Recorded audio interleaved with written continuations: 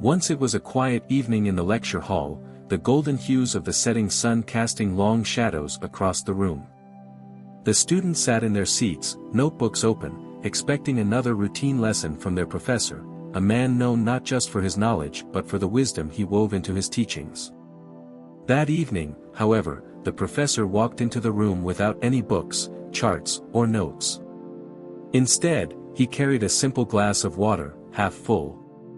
He held it up where everyone could see and asked a single question. "How heavy do you think this glass is?" The students glanced at each other, puzzled. Some called out guesses. 5 ounces? Maybe 10. A pound at most. The professor nodded, his face calm. "Indeed, it may weigh only a few ounces. But let me ask you this, what will happen if I hold it like this for a minute?" "Nothing," a student answered. "It's just a glass of water." The professor smiled. "And what if I hold it for an hour?" "You'll feel some discomfort," another student suggested. "And what if I hold it all day?" the professor asked, his voice gentle but firm.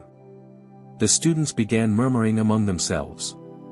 One of them finally spoke, "Your arm will go numb. It will ache. Eventually, you won't be able to hold it anymore." The professor nodded. "That's right. The weight of the glass doesn't change. But the longer I hold it, the heavier it feels. If I hold it for too long, it will become unbearable." He paused, letting his words sink in. Then he set the glass down on the table in front of him. The room fell silent. "This glass," he continued, "is like the worries and stresses we carry in life. If you think about them for a little while, nothing happens. If you dwell on them for hours, they begin to weigh you down. If you carry them with you for days, weeks, months, even years, they will eventually paralyze you. You will feel trapped under their weight, unable to move forward." A hush fell over the room.